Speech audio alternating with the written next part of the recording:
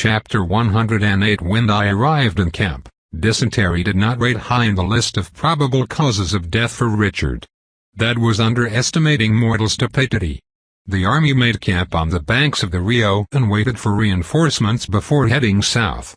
Between June and July of 1846, its ranks swelled from 2 to 10,000 with an influx of volunteer regiments. The newcomers are a rabble of unsanitary louts. The stench of their squalid dens alone can be smelled from a mile away, 5 if I stand downwind. Between this, the Rio Grande's waters, and the sweltering heat, the camp at Camargo has become a haven for all sorts of diseases. I end up bringing a medical mage from Marquette just to make sure my relative would not end up as a dehydrated corpse wallowing in his own refuse. Fortunately for me, though unfortunately for them, volunteers are the first victims of their own lack of preparations. Most of the regulars remain untouched. When it becomes clear that Taylor will not campaign at the height of summer, I relax my constant surveillance and agree to my first mission for the Nautilus. This land is warm. Even now at night, I can smell the remnants of heat on the yellowed grass, the cracked earth. Shrubs of darkened wood speak of a day without shade or respite. An open-air oven.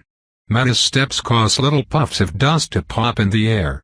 Lord Jarek mentioned a cult of spellcasters hiding near the Rio west and north of Fort Texas, and he sent me to investigate. They did not choose to live near an existing town, so I had to locate them by trailing one of their supply convoys. The only problem I notice as I approach the clearing where they made their camp, is that they appear to have been massacred. The stench of death and the buzz of flies would have warned me if the towering columns of black smoke had not been enough. Frustrating. Someone stole the prey. Well, the more mundane, barring prey. Cover me, I order John, who follows me on foot. My faithful servant angles to the side of the dirt path to find a vantage point, silent as he goes. I follow the narrow path surrounded by dried-out trees at a leisurely pace, taking the time to expand my senses. I quickly taste the remnants of a fire spell in the smoke and embers. A lone human heartbeat thumps angrily in defiance to the desolation around. Its owner remains hidden to my left when I pass by the wreck of the first carriage. A body lies near, half of its chest ravaged by buckshot. A flash of recognition at its garb sends a wave of fear in my heart before I realize that I am not in danger. The body wears a purple cloak with gold filigree just like the victims in the complex I visited with Malakim. Thankfully, both he and Rory left the region. The cult remains, or at least some of it does. All 3 carriages were left in a line by the side of the open ground while the center is occupied by a cooking fire. Only the last item was ever meant to be ignited. Cultist handymen in simple clothes lie here and there while their 4 guards still grab their weapons with the stiff grip of rigor mortis. They certainly put up a fight, but they only managed to fell 2 of their attackers. There were 3. On the other side of the clearing, near the first shrubs that cover the hill, I spot the corpse of a man who fell where he fought. He gazes at the stars with his one remaining eye. A lucky shot caught him right in the head. Another was dragged against a desolate tree, exsanguinated. His lifeblood smears his shirt and improvised bandages, shining a delicate shade of crimson against the steady fire. The pool around his prone figure shows that the efforts to save him were in vain. He is young. I lightly nudge Metas and she stops. I stare at the lone survivor's hiding place until he stands up cautiously, red-coated hands strangling a shotgun. Well, I'll be a woman. Fantastic tools of deduction there. I make no effort to move or breathe. He is a lone human under no particular protection, my staple food these days. And what's a pretty thing doing alone, here at this hour? He demands. I inspect him with some interest as he does the same. He is a man of medium size, well-built, with light brown eyes and a magnificent dark mustache that splits his head in 2 like an axe wound. He wears a long duster powdered with red earth, caked blood up to his elbows, as well as a white-trimmed hat. A revolver hangs by his side and he bears on his breast the star of a marshal. A lawman. How quaint. Are you an officer or are you a bandit? I retort with innocence. The man is cautious, and I respect him for that. He alternates nervously between Metas, me, and some unidentified threat at our back with his gun brandished as if daring us to act. "Marshal Sheridan, ma'am, Texas Ranger. Now I'll ask you to kindly tell me what the hell you're doing out here," he says, and lifts a hand to grab Metta's bridle. My precious nightmare lifts her head, suddenly interested by 5 potential crunchy snacks. "I would not try that if I were you," I suggest, and his hand falls away. I can see the telltales of a man at the end of his rope.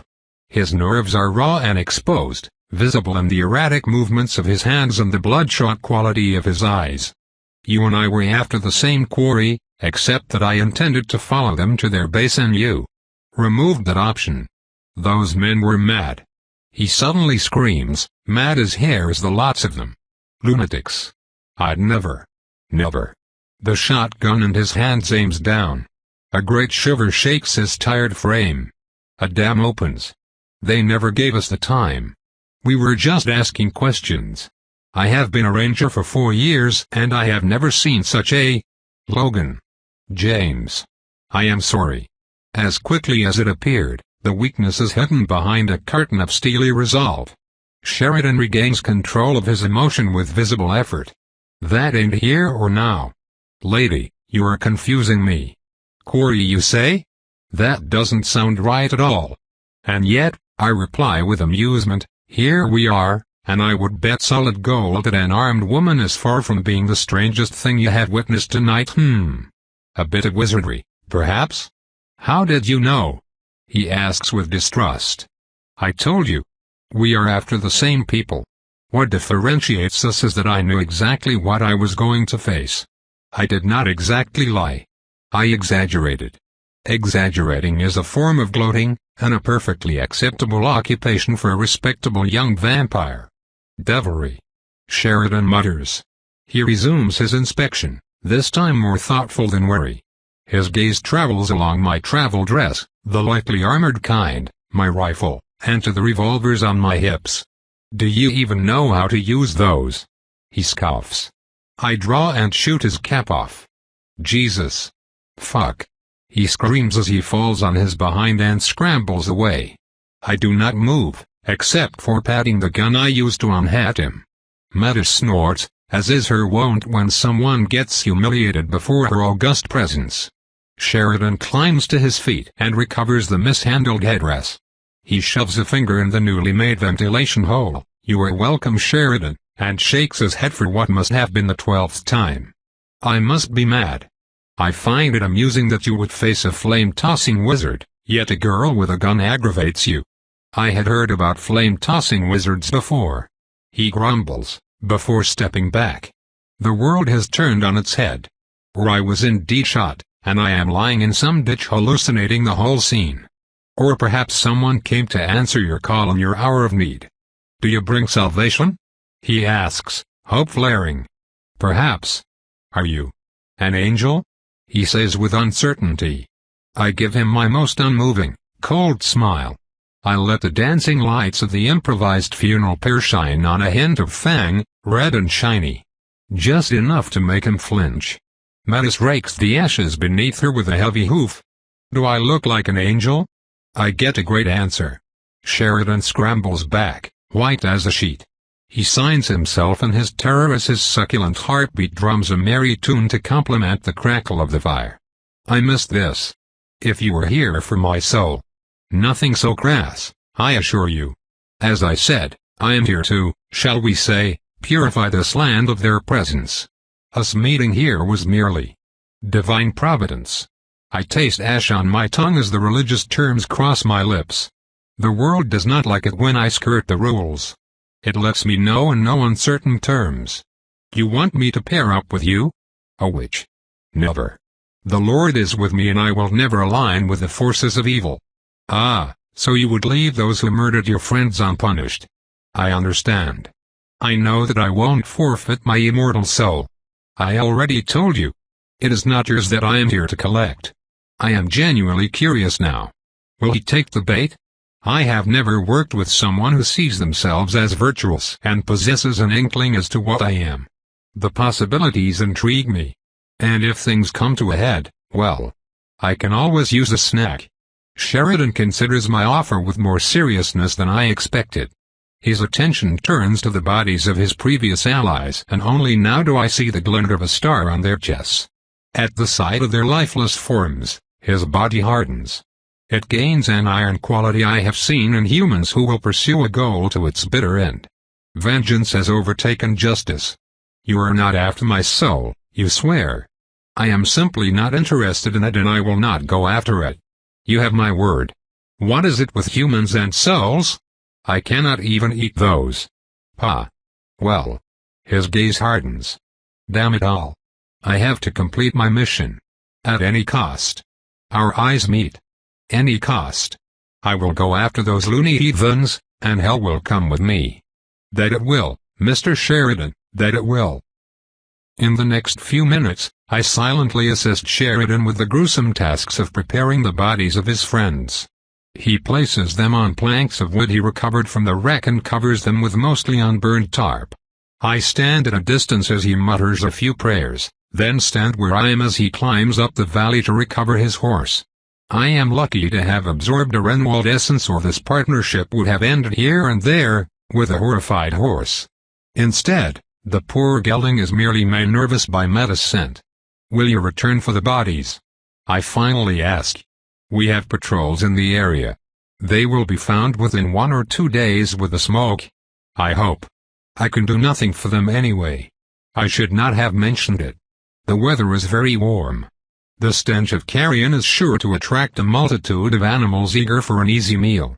You did not seem too surprised by the presence of a witch among our foes, I idly remark. There have been rumors lately. We were told to fear more than the curses of the savages. Strange creatures. Abnormal beasts. The world is getting stranger and darker, he complains. Ah. I was expecting that. For a long time, magic had been a misunderstood and mysterious part of the world. Soldiers and peasants in the Middle Ages accepted magic as a fact of everyday life, making few differences between the potions of an herbalist and the hexes of one burned at the stake. Even madmen or epileptics were part of the supernatural world on the level of gnomes, elves and korrigans. Enlightenment and the rise of the natural sciences have lifted the veil of mystery over many phenomena. Thunderbolts are electricity. Epilepsy is merely a disease. The potions of herbalists are chemical compounds with salutary effects on the flesh of men, and so on and so forth. The winds of change have stripped away much of the fog of superstition, but what remains now only stands in sharper contrast. Worse, the development of reliable means of communication, the multiplication of newspapers and centralized governments now shed light on magical creatures and their true capabilities. Most communities make a good attempt at remaining hidden, so the mortals in power probably underestimate the size of the supernatural population in their midst. The status quo will not last forever. I believe it is only a matter of time before we are revealed in a world that abhors differences. We must prepare. Creating bonds with mortal agents might be a first step towards protecting ourselves. I will treat my cooperation with Sheridan as a proof of concept and converse with Safar. She has her fingers in a great many pies, and she understands politics better than most. If anyone knows how to manage the transition when it happens, it will be her. As I ponder, we follow the lone track away from the encampment and towards a series of hills in the distance.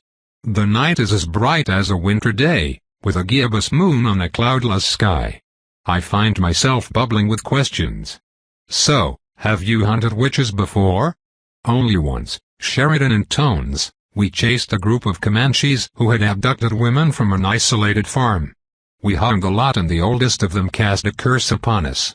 Lo and behold, 5 months later George was completely bald. Terrible thing, that. I answer non-committally. Never mind. And there was that time where we had to kill a buffalo that was twice the normal size. And it could destroy a house by charging through it. Ah yes. I am familiar with the oversized fauna. Truth be told, they are much less amusing to hunt than feral werewolves. They lack the vicious cunning that makes the bipedal prey entertaining, with the notable exception of that alligator that almost ate me. Sheridan's mood collapses. My distraction only pushed his grief and suspicion away for a moment. I am, once more, inspected from head to toe. Are you really a witch? Of a sort. So. You. And the devil. It only takes me an instant to know exactly which myth he is referring to. What? No. That is not how it happens. Then what happened? What pushed such a nice young thing like you to do whatever you do? His tone is gruff, yet strangely non-judgmental.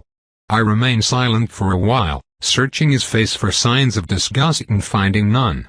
Whether out of misplaced chivalry or true curiosity, his interest appears genuine. It is, I believe, the first time in my life that someone asks me this question. The men and women I interact with either do not care or know better than to ask. There has not been a single devil returned consensually since the first one. We were only allowed to die after being broken and humiliated. It was not by choice, I begin, and falter under the stranger's full attention. I never considered how to explain it.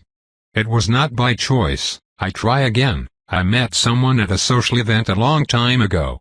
The devil? The closest thing this world has to the devil. He was mature, handsome, and charming. He was also an acceptable prospect for a well-to-do young woman. Champagne and sweet wine made me daring, and my audacity amused him enough to garner his attention. What happened then? Sheridan asked softly. He killed me and turned me into something like him. He turned you into one of his servants. Did he? Not even that. I was made out of 1 part convenience and 2 parts fun. For fun? He exclaims. For fun. That sounds like a tough deal, all right. Any chance you can, redeem yourself? Not even death can redeem us because we already died once. My companion is not the best conversationalist, as I should have realized before.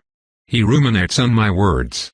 Actually, he is ruminating on a piece of tobacco chew he removed from a breast pocket. I still appreciate the concern. You were dealt a bad hand, miss. He chews pensively. But you seem all right. My father used to say you got yourself and you got the world. If you were turned into some kind of demon lady-in-waiting or something and you still decided to go after faithless heathens like the fellows we'll soon meet, well, you're all right in my book. I'm just like that. I have been vetted. I do not think I will ever grow used to how strangely accepting some people are of my nature. Papa was the first and there were others too, like Cecil Rutherford Bingle. Perhaps they are trying to make sense of the world through acceptance, or perhaps they simply have an open mind. We should plan, I finish. Right. What do you know about those lunatics? He asks. They are part of an unnamed decentralized cult made of several cells that cooperate for supplies and knowledge. My associates and I believe that they trade with Comanche raiders for funds, among other things. From the size of the supply convoy and the regularity of the runs, I would say that their base has between 15 and 20 people, plus the ones you already eliminated, with at least 5 being women and untrained for war. They will have at least 1 other spellcaster of unknown strength. I expect the camp to be hidden over there, I say and point to the hills in front of us. You can see a bit of smoke trailing over the vale right behind that cliff there. We can expect sentinels that we can dispatch if we are careful. As for weaponry, they can have anything from antiquated brown bess to models 1841 caplocks they filched off some rich victims, so you must remain careful. I stop and turn to Sheridan, who is no longer chewing. His mouth hangs open. You sure know your business, huh? He finally says. I always prepare if it is at all possible. Why? What put you on their trail? Kidnapping.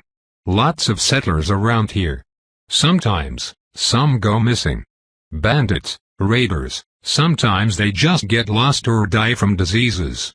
We help whenever we can. I suppose we found what other source of financing they use, huh? Ransoms. No. Abduction is a strange choice for them. Relatives may try to locate them to rescue the captives, and they already have an efficient way to recruit new minions if they must. I hope this is not what I think it is. What do you mean? There are more than 100 pounds of edible tissue in an average person. Jesus woman, I hope you're joking. So do I. Cannibals disgust me. Only those who have devolved to less than humanity would stoop so low. They also share a dreadful tendency not to wash themselves, which makes feeding a much less pleasurable experience. Also, lice. My latest remark sours the mood. Sheridan does not object when I lead Angle off track and dismount a short distance away. We will make our approach on foot under the cover of the shrubbery. If they have even one sentry, they will be watching the road. I pick up my newest rifle from Metta's harness and place a hand on the girl's neck before she can take off. No eating his colleagues, I warn her. She shakes her head in an equine maybe. I can never be sure exactly how smart Metta's is. I highly suspect that she is sharper than she lets on and pretends not to understand when it fits her temperament and her stomach. A bit like a cat if cats shattered rib cages for fun. You are not tying her up? Sheridan asks. No need. She will be here if I need it. So, a magical horse? He asks, and Metta snorts as she trots away. Yes. She comes with increased stamina and sass. Huh? Say, I have one more question. Do tell. It's just that I have never seen real magic. I mean, I saw street magicians who could guess cards and the likes, but I suppose that it's all tricks. So, magic. Can you show me some? Because so far all I have is your word for it, and I feel a little bit like a fool. No offense. None taken. Light. A small orb of purple light emerges from the center of my gauntlet, hidden beneath my sleeve. Sheridan fixes the selfish lantern with his sad brown eyes, then turns his attention to me. He studies my face now basked in the treacherous radiance, and I meet his gaze with my own. You're older than you appear, are you not? Excellent guess, Sheridan. He now turns a bit sheepish. So, how old are you exactly? Ranger. I tisk, you should never ask a lady's age. Sorry. I'm just curious, is all. Oh well. If I am going to be honest to see his reaction, I might as well go all the way. I am 64. Wow. Just like my Nana then. He realizes. The exclamation turns his face a delicate shade of tulip. Just like your Nana, I parrot, amused, but he now stares at the orb once again. It's pretty enough, I guess, he whispers. Not what I expected from, well, devilry. I get my powers from being what I am. Most other folks have powers because their ancestors frolicked with fairies. No devil involved. Really? With fairies? To be fair, I remark while thinking about a specific Amberite villain, they can be rather seductive. Right. That's a lot to take in. I hang my rifle over my shoulder. Then take it in on the way. We have a busy night and must be done before morning. I have a very sensitive skin. The sun is bad for it. What, will you burst into flames? He laughs. Yes. Oh. We move forward in silence. The visibility is good tonight, which is a double-edged sword. My companion would be able to see, but so will our foes. This is the moment where I hesitate. I agreed to take this hunt for Lord Jarek, and I intend to bring it to a satisfactory conclusion. Sheridan's presence adds a volatile element to a familiar mix. I am giving myself a disadvantage here. Ah, but I agreed to kill them, not to kill them tonight. Therefore, I can give myself a challenge so long as the task is completed in the end. The Natalist Lord would understand, of this I am sure. Should I limit myself to support spells in my firearms? This could be an interesting. Ah, who am I kidding, it would be fun. I lovingly caress the engraved surface of my rifle. The revolvers are Jimena's gift. This is my creation. Is it a magic gun? My companion wonders. Glad you asked. This is a modified 1841 needle gun from Prussia with a custom firing pin and spring for improved reliability, a self-cooling bolt-action mechanism and percussion cap, glyphed silver bullets. The barrel is perfectly rifled and reinforced at the base. This, Mr. Ranger, is a marvel of military engineering that could shoot a man dead from half a mile away. I raise my eyes from my creation, only to meet Sheridan's puzzled expression. Are you normal? For a witch, I mean. The lout. You will learn, if you live, that there is little normalcy in our world. Now quiet, we must find their lair and decide on what to do, I grumble. We spend half an hour in silence, moving forward at a brisk pace to the base of the hill. The chest-high shrubbery turns to blackened tufts of grass as the land elevates. There will be no cover to be found here, so I take a full minute to thoroughly inspect the crest. It would be wasteful to put limitations on myself only to fail from overconfidence. Satisfied with my inspection, I move up and end up following Sheridan, who endeavors to be first. He sometimes casts a glance back as we scale the incline, and the ease with which I keep up needles his pride, so that he has turned into a sweaty, hard-breathing mess by the time we near the summit. "Do you have some sort of demonic constitution?" he gasps. Of course. This offends him, somehow. "Look," I whisper, and point in the distance. Over the ridge of the hill and on the flank of the next, about 200 paces away, the cultists have created a small encampment out of a strange ruin. While we have trotted soil on our way up, the opposing slope is rust-colored stone, sheer and vertiginous. The remnants of a village merge seamlessly with the geography, brick walls of the same dye allowing spaces for houses and other buildings. The settlement huddles around a central well next to which the earth is moist and dark. The cult only made a token effort to fit out the place. Most dwellings lie gutted and empty. Only a few openings have been covered with undyed tarp. As expected of a smaller group, a single trail leads from the path we abandoned earlier into a narrow ravine and up a mountain road. A sentinel covered with a cloak sits restlessly on a stone chair, peering at the moonlit approach. I was right. We would have been spotted immediately.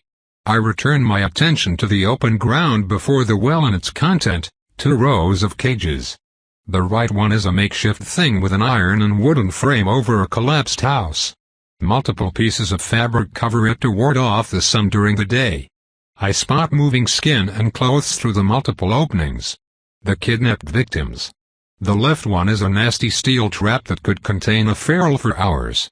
It currently hosts a living, drooling murghole hound. The quadrupedal version. At the sight of the creature, I hiss, causing Sheridan to look unwarily.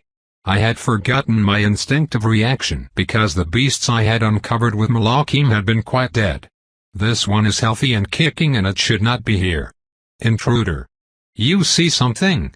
1 sentry, 1 magical dog, and your abductees? Sheridan swears.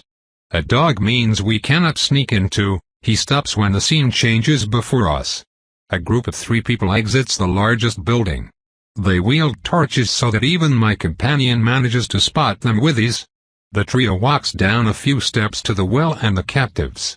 The leader stops and removes a silvery tube covered in shimmering glyphs from the confines of his cloak that screams of powerful magic. Surprisingly, I feel nothing even if I should be able to perceive its aura with no barrier between us. Even focusing my attention on it yields no result. What are they doing? Sheridan whispers. The 2 other men are clearly muscle. They walk to the human cage and get in. I strain my ears and get a few panicked screams and the telltale impact of a fist on someone's flesh in the still night. The goons soon drag a young man away from the cage, punch an older woman in the face once she tries to stop them, then slam the entrance close. They drag their victim towards the hound. A hand clamps on my shoulder, causing me to hiss once more. The issue is not physical contact. The issue is boundaries. Woman, give me that gun, Sheridan orders. Remove your hand. My tone brooks no compromise, and the man knows it. Reflexive charm brings the point home with more certainty than a pistol to the head. We have reached the breaking point long before I anticipated it. I was entertaining an amusing distraction. He was riding with the flow, my strange presence like a fever dream after the loss of his partners. Something pushed him forward. Something stayed my hand. I feel fate tug on me once again, but this time I will do nothing. This moment belongs to him. The world around me tastes of the moment before the fall, when gravity still has to assert itself. Can you make the shot? Sheridan asks, his face ghastly. I am showing my fangs now. Yes. It will reveal our position. Make my task harder. The child is at the cage now. One of the goons climbs on top of it. The hound slams against its prison, in vain. The cage is secured. Will you not save them? Remember who you are talking to. I hesitation. What will it take for you to save them? Supplicant. Not just supplicant. Something more. A man who would accept me for who I am without being a monster himself. I have been looking for someone like you for a very, very long time. Someone who would keep his values and his codes and still tolerate my nature. Let me be clear. I can save all those bumpkins you never met and yet value so much. I can put a bullet in the head of anyone who approaches their cage, then move closer and do much worse. I can do all of that and you cannot because all you have is a pistol and a crappy shotgun made from pig iron served by your pathetic mortal senses. I can do this for you. The first gun opens a smallish trapdoor. The hound rams its massive, ugly lamprey mouth into it and receives a few smacks of a truncheon for its trouble. In return, you will come and see my world. One hunt is all I ask. Join me, and find out how far that midsummer night dream carries you. The second goon lifts the terrified wreck of the teenager to the top of the cage. Yes, damn it yes. I will see. I want to see. Show me the world as it is. Something clicks. Then my firing pin clicks. The deflagration takes the cultists by surprise, especially the one on top of the cage when the bullet hits him in the neck. I was aiming for the head but, well, he jumped. I calmly opened the bolt, replaced the cartridge with a fresh one and closed it in one smooth, practiced motion. The second goon was just about to turn when my next shot catches him in the chest. Cover me, I'll go save them. The ranger yells. Then he is off. A few yards to my right, an escarpment juts out above the void below. An athletic adult could easily jump the distance to reach the opposing side without sliding down the ravine, not to mention the grueling climb that would follow. I notice this as my hand locks the third cartridge in its deadly little cradle. The man carrying the unknown artifact would be my next priority since my new objective is to protect the child. Unfortunately, he has more brains than his minions and he hits the ground almost immediately. I can barely spot the tip of his boots as he scrambles behind the well and its successive layers of mortar brick. So much for clearing the place entirely. I still shoot the sentinel as he makes his way back. Sheridan jumps over the chasm and lands on the other side in a puff of reddish dust. At the same time, the huddled form of the artifact holder screams orders to his men still inside. I hear a clang of released metal and a familiar bang. Of course, they would not just have the one hound. I tisk as several of the purple creatures charge into the settlement's plaza with the grace of rabid bulls. They crash into the abductee's cage almost immediately, ignoring the cultist as they pass him by. It only takes a moment for the ugliest of them to raise its tentacled snout into the air and breathe like a forge bellow. Sheridan, who had been rushing ahead with the energy of despair, stops in his tracks. The hounds turn in multiple directions. Two of them inspect the cage containing their brethren as well as the lanky youth hiding behind it. The rest focuses on the gesticulating form of the ranger a bit further. Hey, you big ugly cocksuckers. Come get a piece of this. Foolish man.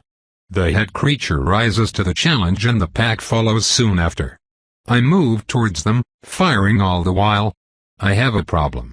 The bullets I use could puncture a bear from eyeball to sphincter, but they only slow down the hounds unless I hit something vital and I do not dare take too long to aim. Stupid magic resistance. Sheridan is now sprinting back as fast as his legs can carry him. We reach the promontory at the same time. He jumps, half a dozen beasts barely half a second behind. I drop my rifle and draw a revolver.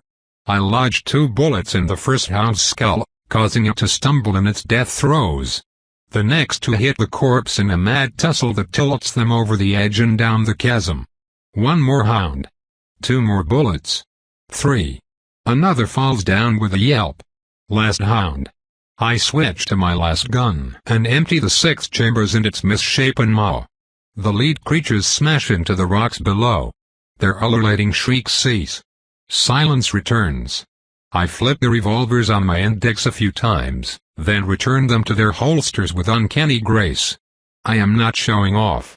All right, I am showing off, but only to impress the mortals. Displays of skills are an essential part of proper gloating. A quick levitation spell and my rifle jumps into my waiting hand.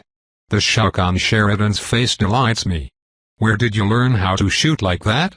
Now is not the time to be impressed, I soberly informed the man I was trying to impress. The work is not done. Yes, of course. The child.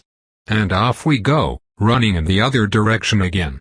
I make a note to return later and make sure the dead hounds are actually dead. A quick jump, and we rush up the cliffside road to the pair of cages. Let's stay low, Sheridan orders, and well he does. We have barely topped the incline when the first bullet flies over us like a furious wasp.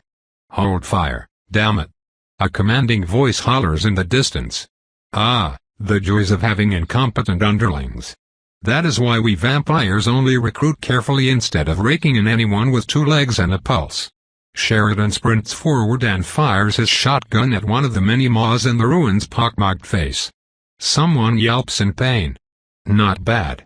The ranger uses the distraction to slide against the cover of the well. He drops the discharged weapon and grabs his sidearm, a genuine Colt Patterson. I'll give you one chance to come out with your hands in the earth or I turn your collective asses into a sieve, you lily-livered fox. Bullets impact the well, showering us with stone shards. Very eloquent, I comment. You know, before tonight I had only been in a shootout twice. In 4 years of service, Sheridan replies conversationally. The hail of bullets intensifies, which means that we will soon have a few seconds while those idiots all reload at the same time. I take a peek over the edge, only to see the man with the artifact lift it. Now that I get a perfect look at it, it resembles a long, girthy tube of silvery metal. The runes on its flank shine ominously as its mouredens. That cannot be good. By the Watcher. Get down. Shield, I yell. The purple half-circle is barely formed before the world explodes around us. A tremendous blast vaporizes half of our cover and smashes into my last line of defense. Oof! I am pushed outward and land on Sheridan's stomach. The ranger fearlessly grabbed me as I was falling. The shield cracks, but the strength is enough to deflect the projectile, which impacts the other side of the ravine in a great shower of carbonized dust and black grass. My ears ring. I feel like I was punched in the gut with a ship prow. Sheridan lifts me up with a wince and a cough. A cloud of brick powder masks our presence now, and the gunfire has abated as our foes wait for the dust to settle. If I were them, I would expect our remains to fit in a snuff box. The feedback from the broken spell courses through my essence, and I grit my teeth in pain and anger. Even more so when I take in the desperate state of my combat dress. It was the last one too. Oh. Can't my foes spend one bloody night without ruining my wardrobes? The insufferable curs. You have been very naughty. I bellow to no one in particular. You're alive? The artifact wielder exclaims. This kind of shameless observation only deserves the hardest of rebuke. I lift my gauntlet and consider the full catalogue of horrible, bowel-dissolving, skin-peeling hexes I could unleash on my foes when I spot something at the edge of my vision, and the very idea comes crashing down. Inside the cage, the one surviving hound gnaws on a steel bar with unmitigated ferocity, giving me a full vision of its collar. The strangeness of the situation surprises me so much that my attention lapses, and, if I had been facing vampires, I would have been in danger. Nothing comes to distract me from my observation. Someone fastened a restraint around what passes as the neck of this horrid creature. The apparatus is unlike anything I have ever seen. Segments of dull straight metal alternate with modular, spring-like contraptions that keep the thing close to the beast while allowing a full range of motion. A larger cylinder on the side houses a glassy capsule inside of which sloshes a blue liquid.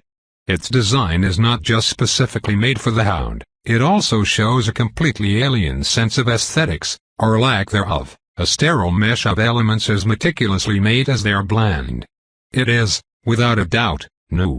The abomination it is stuck to has not yet found the time to despoil its smooth surface. The very sight of it fills me with rage. Intruder. Outsider.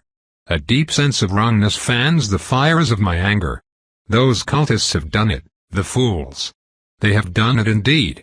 A long time ago, Semiramis mentioned that she had learnt the names of the creature by books she had found. I had realized the implication, of course. The dull world we saw had not always been dying, its magic shred from its physical anchor. No. Someone had caused the cataclysm.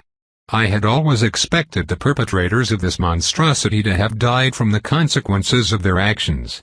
Now, seeing the relatively new construct, I realized that I was wrong. Someone still lives beyond the portals. Someone with manufacturing capabilities. And those someones may just have ways to track their belongings. What have you done? I screech. Any thought of a new potential vassal, any notion of challenge or the hunt evaporates.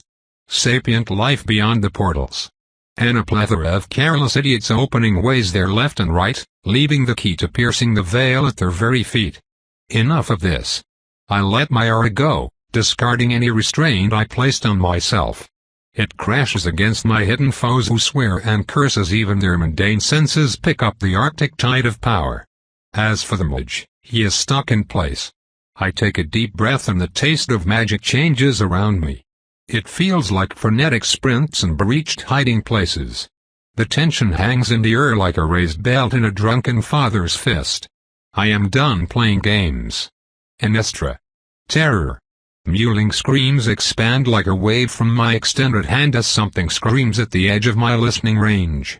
The spell travels outward, its power warping the air with its passing.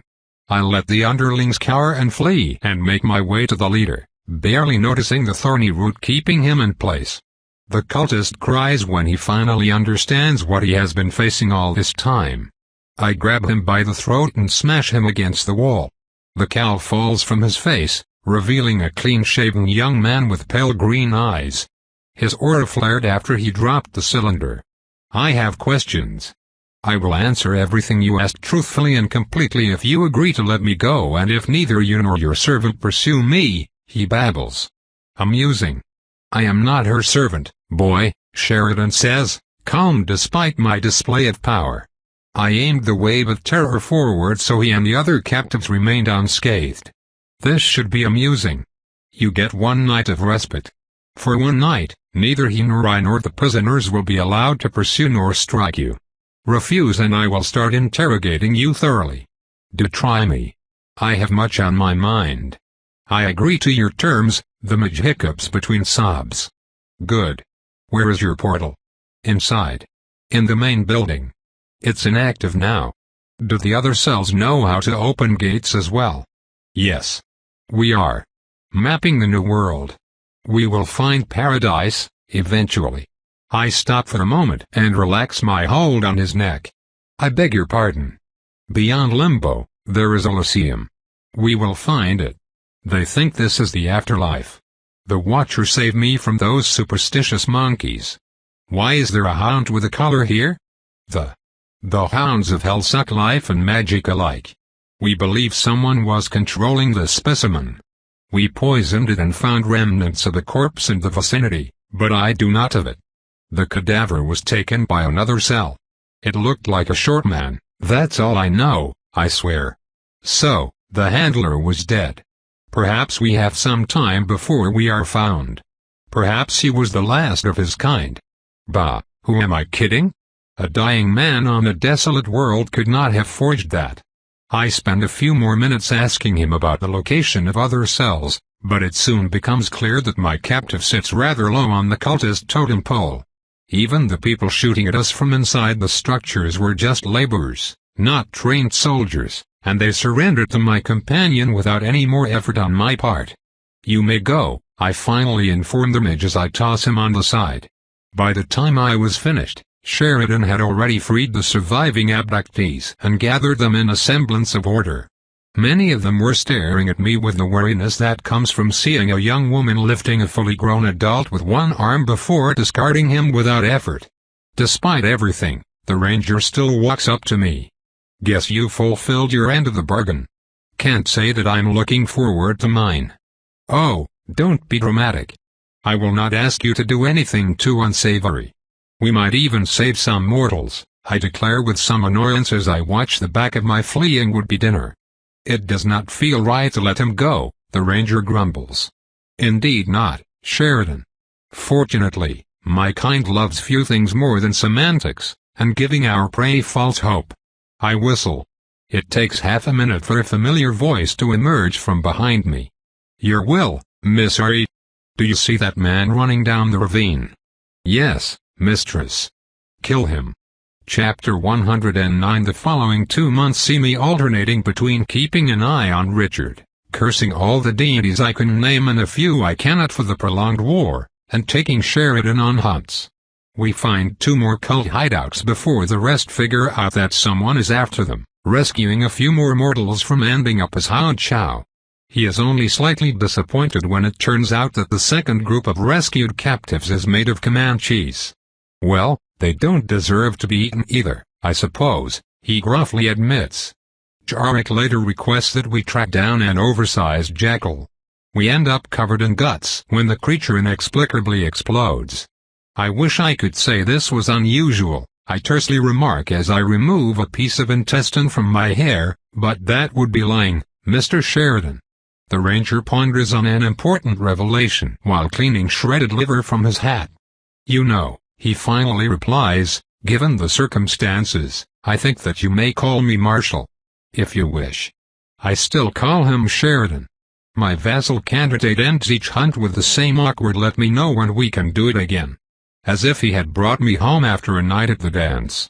I am unsure how to express that I am more than ready to consummate our union, in this case by having him serve as my moral compass and ambassador for the rest of his mortal life. I cannot help but draw a parallel with Dalton, who had been direct and daring. I should not compare the two. It would be unfair. Late September finally brings a change. The temperatures lower to merely a pressing from one of the circles of hell and the hostilities resume anew. The American army moves south and assaults the Mexican troops in Monterrey. Follow 3 days of hard-fought combat during which Richard makes a name for himself through decisive actions and a cunning understanding of tactics. His stance also shifts. From mentioning the strategic reasons of the conflict and justifying its existence, he progressively comes to talk more about his squad and leading them. Responsibility and duty catch him by surprise between 2 bouts of patriotism, and it soon becomes clear that my nephew has a bright future in the army. To my dismay, I cannot simply drop a large group of bodyguards to defend him then scurry back north, because it would go against my oath. I promised Achille that I would take care of my nephew until he returned, and I must do so in person or risk my essence fracturing if he dies a preventable death. I am thus forced to handle all my affairs remotely. Fortunately, I have extremely competent allies in the persons of Merritt, Malusin and, surprisingly, Urchin. My presence near the army also means that I conduct a great deal of spying for my faction within the Accords and Constantine himself. There is also diplomacy. Mexico is an active population of mages with several competing traditions, a population that we are eager to establish contacts with. Fortunately for me, most of them are rather fragmented with little sympathy for their own government, making my task easier than it could have been. It also helps that I am polite and peaceful. Most people with any knowledge of my kind as well as 2 brain cells to rub together prefer to keep it that way. Texas, early October. My rented room inside of the Nautilus safe house is cozy and warm. Red banners decorate the ochre stone and the lack of windows only makes the setting more intimate. My sarcophagus lies in the corner, its top open. A silver mirror occupies one corner of the room. I sit down in front of it and focus on the engraving around the frame. The surface shimmers when I activate it and a man I recognize greets me with a smile. Isaac of the Rosenthal. You have returned? I exclaim. Ah, Ariane, it is so good to see you again. Splendid, splendid.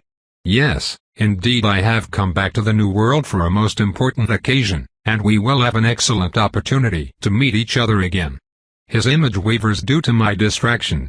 Fortunately, the mirror is a powerful focus, specifically designed for this task. It also cost a pretty penny. Isaac looks good with his intelligent brown eyes and carefully combed dark hair.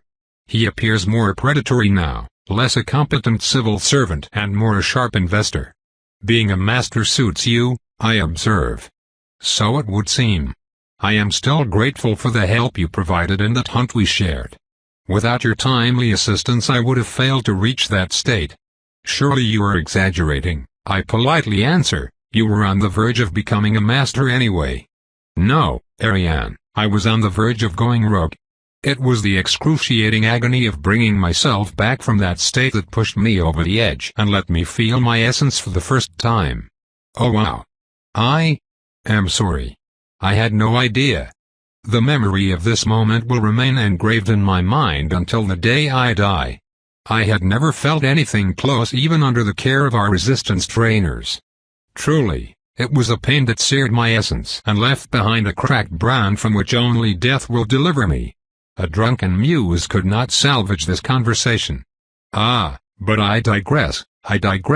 After you somehow erased the key of barrier, I returned to Geneva and managed to convince our progenitor that not only had you rid the world of a tool of senseless death, you had also managed to do so by repulsing an invasion and slaying its herald in single combat at the ripe age of 20-something. She was intrigued. I did have some assistance. Not for the dueling part. I assure you that it was no small feat, and you did it anyway. This, as well as my recommendation, means that we agree to your proposal on a formal alliance with the purpose of securing tools to kill the unkillable. You will help me? Ariane, we are a centuries-old organization with means and knowledge beyond your comprehension. You will be assisting us. Yes, whatever, as long as I pull the trigger and it works. We are not pulling the trigger, as you so prosaically put it, my dear, we administer the medicine. One that the patient must survive. The patient being the world? Yes. We have ways. But we are unwilling to pay the price, unless we face a casty force measure, he finishes in French. We do have an interesting lead to pursue. Do tell. It will require an expedition that we will organize and fund and that you will head, if you so wish. My esteemed clan head requires a boon in return. We have decided to hold this year's Hell's Gate in New Orleans. I remain silent as Isaac stands there, looking very proud of himself. This will not involve tiny imps flying around and dragging the sinners, gamblers, and brazen hussies back into the bowels of Tartarus, will it? I ask. Of course not. Good, because there would be very little left of the city then. Hell's Gate, Isaac explains with the patience normally reserved for slow children, is our annual interspecies auction. I pause. Never heard of it. A lady should never admit to ignorance, my dear. As for you never hearing about it, it is simply due to the fact that this august event has never taken place in your fair country. Yet. Then, after a while, we also leave the best pick to the clans beforehand, so they have little reason to attend, or to mention it. Fascinating. And you need my assistance? Indeed. We have a sensitive security matter we would need you to handle. It requires a delicate touch camouflaged as an iron fist. I immediately thought of you. Yes. Delicate touch. That is completely me. Ha ha. I apologize for asking this. Her Grace the Lady Rosenthal requests further proof of competence and commitment from you, but she means no insult. None taken. Then, if you agree, make your way to Lord Jarek's base, where a ship will take you to New Orleans. I have a vassal candidate. I took him on 2 hunts, but for some reason he is not crossing the threshold. Can't I bring him with me? Can you vouch for him? You can bring a small team if you wish. Keep in mind that they will be your responsibility. I understand. One last thing. Have you looked into what I asked? We need to finish this quickly. My focus is wavering, as shown in Isaac's increasingly blurry profile. I am sorry, Ariane. Except for some specific Arenwald powers and a handful of druidic traditions, there are no records of vampires causing thorny roots to grow when they fight. The spells I found always cause growth from existing vegetation and they do not disappear afterward. This is a mystery. By the Watcher. It already happened several times too. What could those be? Ah, the spell is breaking on my end. Remember. The natal is pure. Well, Richard's squadron is still in camp for the foreseeable future, and it looks like the next offensive will be by way of the sea. I will arrange for a light protection detail and see what this entails. One night later, off the coast of Texas, I lean against the railing of the tiny sloop and watch the shore as it passes me by. Beaches, cliffs and rocks succeed each other in a slow revolving canvas that has not yet grown monotonous.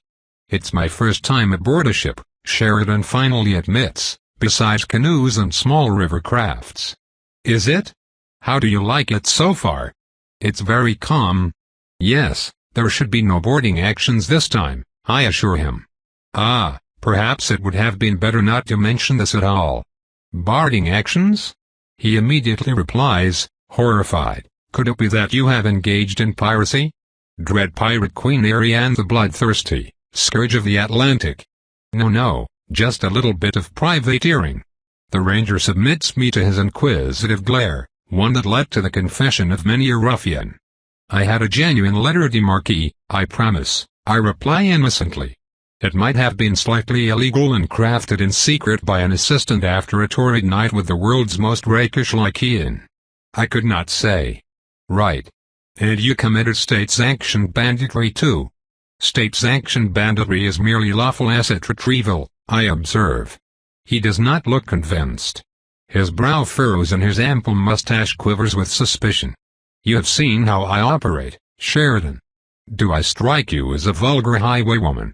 I finally say. No. I suppose not. So, tell me about this auction of yours. Ah yes, the Hell's Gates. I beg your bloody pardon. He bellows. A few of the sailors watching over the deck decide to keep their distance. Ah, damn. Ariane, you have insisted that you were not, in fact, made by the actual devil. Ease? And that you do not lust after the souls of sinners. Indeed not. And that your aversion to all church-related symbols was merely a, and I quote, side effect of not truly being native to this world. Yes. Because your soul is bound to that big thingamajig in the sky that only you can see. I did say that, yes. And your auction is called, the Hell's Gates. Yes. I did not choose the name myself. Sheridan masticates his mustache in contemplation. Sometimes I feel that you are making a fool of me. Listen, my dear little mortal, I reply with fangs bared, I have been nothing but forthcoming with you. The term merely alludes to the temporary contact between mages, who are mostly humans, and us who are not. Right. So what happens then? What will we do? I sigh. The auction will take place in a large building in the old quarter previously used for administrative matters and duels. Duels. Yes, duels are an integral part of vampire politics. I had one duel there, actually. Did you win? No. My blood sister stabbed me in the heart so I could feign my own death. Anyway. You survived being stabbed in the heart? He interrupts with a cry. I did mention that we were resilient. Have you already been shot, then? Yes. Stabbed? Yes. Exploded? That too. Set on fire? Yes, that was horrible. Frozen to death? I was frozen, but it barely affects us at all. I could still move. Being set ablaze was the worst thing by far. I find it eerie that you would be vulnerable to fire. For the last time, Sheridan, we are not demons from hell. I complain for what feels like the millionth time. Could have fooled me. Sheridan, I interrupt with a serious tone and he stares at me, sheepish in his duster with his Colton star. Why are you still here, by my side? If you truly thought we were abominations, you had ample opportunity to leave. HRM. I don't know rightly myself. He avoids my gaze. Either you think me a monster that needs to be erased, or you consider me a person. You tiptoe around the issue instead of choosing, I scold. It's not that easy. He yells. Then, in a softer tone, it's not that easy. All my life I thought I knew how the world was. God created it in 7 days and he made man in his image. He made all the animals and all the plants for us to use. And now I learn that there are other worlds? And species? Magic? Giant creatures? I never asked for this. I only wanted to live a right and peaceful life upholding justice, not getting in shootouts with madmen calling hellhounds from beyond the veil. I let him finish. When he does, out of breath, I keep quiet for a few seconds to mark my understanding. I can appreciate that his circumstances are delicate. Then you must decide if you want to return to your peaceful life. If you do, I will not blame you. You are free to go. But you must decide.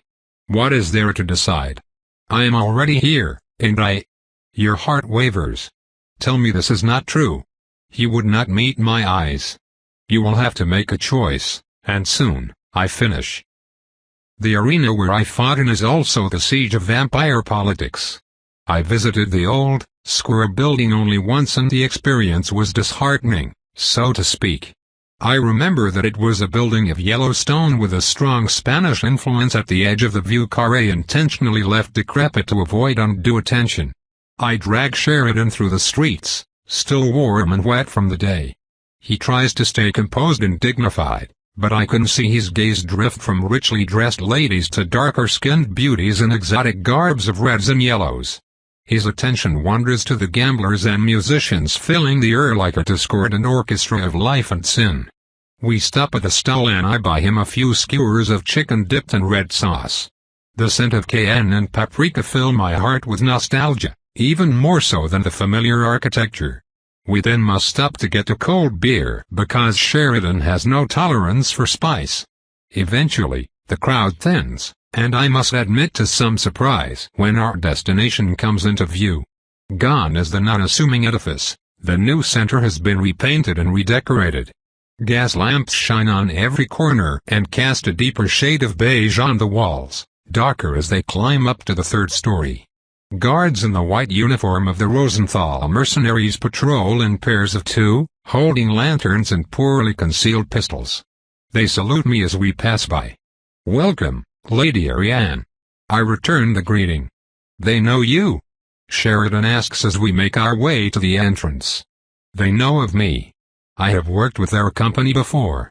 "And they're all normal people?" "Yes. Professional soldiers trusted for generations, well-trained and well-paid. Such families form the backbone of our entourages." "Do you have families like that?" "Not yet." "What about traitors? Can they not strike you when you are the most vulnerable? Bring your enemies to your doorstep? Unless you have a way to control them. We have multiple redundancies as far as security is concerned. It would take a convergence of factors for an attack to be successful, such as when we travel. Even then, we have ways to escape and fight back. We are also quite good at reading the emotions of those who surround us, including duplicity." HRM, really? Then what am I thinking about right now? You are scared to learn that I can read you like an open book. Devilry. And here we go again. Sorry. Surprised me is all. HRM. Ah, we are here. The entrance stands before us, brightly illuminated with lanterns of stained glass. Their armatures of crystal and brass reflect the smooth light so that the monumental entrance appears more inviting, like the manor of a rich relative opened for festivities. Guards in exquisite dress uniforms stand by it and they bow when we enter. The palatial hall greets me again in all its glory. A wide mosaic of black and white depicting a tragedy mass decorates the entire ground. A massive wood lobby lines the left wall with a few attendants idling behind. The large gate to the arena where I first experienced having my heart damaged are currently closed, while the double stairs leading to the second floor promenade lie empty. The perfume of vanilla and scented candles replaces the squalid stench of humanity. The subdued lighting, the red drapes, the sober clothes all serve to welcome the guests in an intimate setting, and helps them forget the nature of their hosts. It will be our role to subtly remind them of that fact, should they become rowdy. We have barely stopped when Isaac steps out from a side corridor with a sharp older man in a white officer jacket and a Morse mustache. The Rosenthal master wears a black ensemble of exquisite make with a white shirt that seems to radiate from within. Somehow, I reach with my hands and he takes them. The intimate gesture, and the implicit show of trust, create an unexpected effect. All eyes land on us and I hear a few gasps of surprise. Isaac and I are united by bonds of friendship and shared suffering. I do not see myself getting involved with him, though now that I am once more celibate, the idea does not shock me as it used to do. Ariane, my dear. I am so glad to see you in the flesh once again. And you too, Isaac. It has been too long. Indeed. Indeed. He answers as he links his arm with mine. Allow me to introduce Lieutenant Venet, the head of Mortal Security. A pleasure, madam, the officer says with a nod. His name is familiar. I fought alongside of Venet 30 years ago. Yes, ma'am, my grandfather. He spoke highly of you in his correspondence. I am honored to work alongside you. Likewise, I reply, pleased. And it does seem that my good reputation precedes me. I catch more furtive glances sent my way, all of them respectful. It feels oddly pleasant to be considered an ally. For once, I am not the unknown quantity, or a valuable investment. And you must be Sheridan. Isaac continues. The presentations are short, and we quickly leave the lobby. Isaac and I dismiss our respective mortals so that they can compare notes and facial hair, then make our way up the stairs and through the largest door directly in front of us. We end in a lodge, much like an opera one. The circular arena where I fought is the same, and private viewing booths line the walls on 3 sides. The sand has been replaced by a red carpet of massive proportions, as well as a pulpit and a small platform. This will be where the main action takes place. I will be presenting the items personally 2 days from now. You mentioned security. You expect troubles? We no longer expect, we are certain. A thief will attempt to steal the heart of the Nile on the night of the auction. We are talking about a jewel worth $500,000. I refrain myself from showing any reaction at the outrageous sum so as not to appear as a bumpkin. Besides its obvious worth, the heart is one of the few gems capable of storing essence. It could be used to power a war golem as large as a carriage. Why would you leave such an incredible asset in the hands of mortals? I demand, scandalized. Because, if you have a bag of sweets on top of a shelf, you need to dispense them on occasion, or the children will start looking for a ladder. You mean that it is done to prevent theft? Precisely.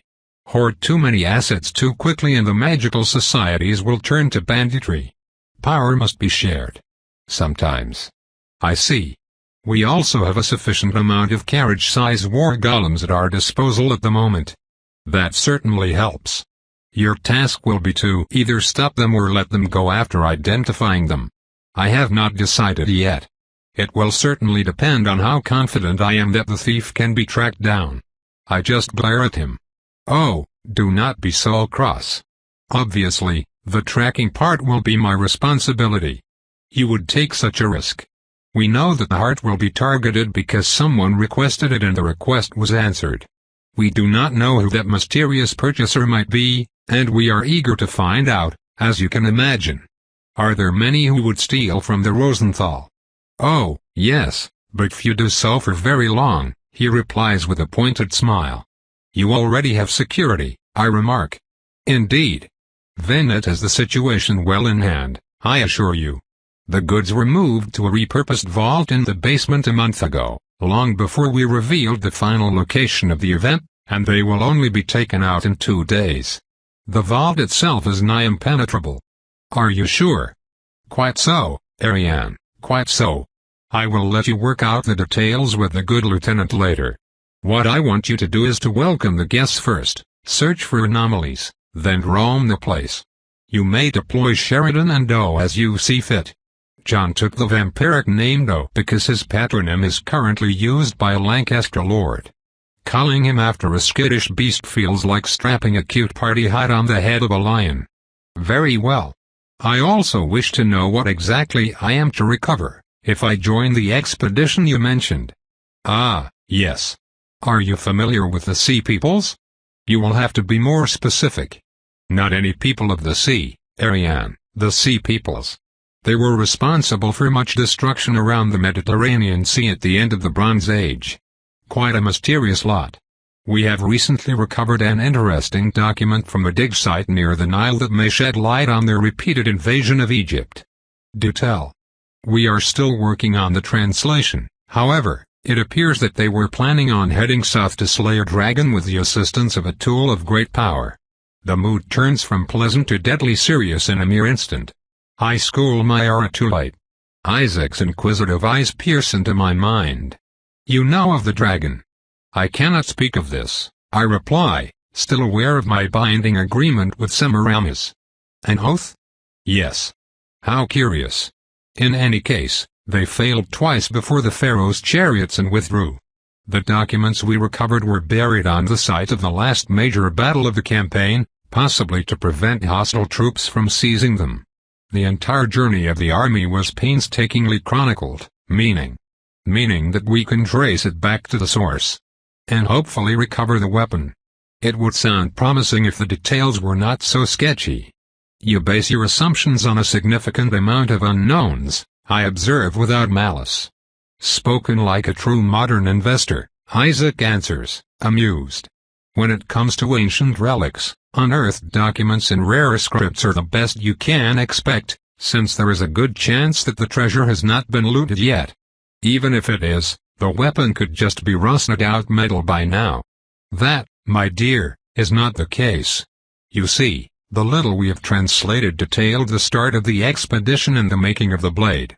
It appears that a massive fire-spitting snake interrupted an important commemoration and killed the high priest, and from his remains the sea peoples retrieved a claw. A claw? I am stunned. Yes. The blade of our prize is a dragon claw. Huh? I say nothing for a while. The claw of a dragon? Due to the highly symbolic nature of magic, such a blade could cut the best armor including the hide of the creature itself. It could also put a stop to Nirari's undoubtedly massive regeneration. It could kill him. It could work. How soon can we go after it? Slow down, my dear, slow down. The manuscripts are still being deciphered and we will need the best mind on the planet to reverse their path to their original homes. Let us see the auction to a satisfactory end first, yes? Of course. I cannot believe that I finally have a chance. That is because you do not, Isaac lightly chides. I am taken aback by his pessimism. Oh, do not give me that look, young one. Only the desperate would face Nirari with just a blade, no matter how strong. We will continue stacking the odds, and the ancient weapons, in our favor until the night of reckoning, when our kind finally unites with a single purpose. Hold on. A night of reckoning? Ah, forgive me, I was feeling melodramatic. Suffice to say that it will take an army to bring that old monster low, and not just any army, one that consists of lords and ladies, and possibly archmages. The rest will not matter. Only the most dire of circumstances will force those to cooperate. One would believe that the threat of world domination at the hands of an ancient, ruthless king bent on conquering all the spheres would spur them on. Isaac taps on the railing with 2 fingers, amused. How would you qualify the leading figures of the New World's vampires? I consider the question for a moment. We are a viper den of backstabbing, devious fiends held together by the threat of mutual annihilation. Except Imena. My sister is just too pure for this world. How accurate. I will have you know that the European scene is a viper den of backstabbing, devious fiends with centuries of grudges held together by the threat of mutual destruction, with half of said vipers being reclusive, paranoid old twats. Those are adverse conditions. Quite an understatement, my dear. I am afraid that they will only act when they see their doom right in front of them. It will be up to us to prepare. I watch the plane of roofs from my temporary office on the building's last floor. John looms, arms crossed across his prodigious pectorals. The ever-loyal man has raised looming to an art form, of which he is the master. No one can quite match the careful mix of polite disinterest and understated threat. Being turned has changed him a lot. He is no longer so ugly now that his cleft lip has closed into a scar, and his gaze is too sharp to be considered simple anymore. Our change has made predators of all of us. Do you regret your decision? I finally ask. John remains silent. I do not mind. He will speak when he is ready, he just needs time to order his thoughts. I wanted to be by your side to protect you. Therefore, I asked Master to turn me. After that, I wanted to serve Master because it felt more important. Master said that I can serve him by keeping you alive. I have no regrets. Is it really what you want to do? Protect me for years and years. Until I die, or you do? The silence this time lasts long enough for me to hesitate. Did he lose the trail of his thought? Eventually, he makes his point with a slow, soft voice. You saved my life, but that did not mean that I owed you everything. I followed you because you were always right and made things around you better. You made things better for me and also for those who were kind to me. It was good. Protecting you meant that the dream would be better. After you left, we went to Alexandria and I realized that you would need to make things better for a bigger place and that I was too small to protect you from the world. He speaks with conviction now, not the affected tone of the politician, but the unwavering certitude of the zealot. It almost scares me. That is when I decided to become a natalist. I am still not that smart. It just no longer bothers me. Our mind is a quiet place. Natalists are free from worry and fear, even if it means that we have trouble listening to our hearts. But I do not need that. I know what my heart would say if it could speak. I am doing something important. The others do not realize how important it is yet. Only I do. Do you perhaps see the future? I ask with some alarm. Asher the Amaretta did mention that I would be instrumental in saving the world if I live long enough. Was John a seer all along? No. I do not see the future. How can you be so sure that protecting me is important? I insist. I just know it. And there it is.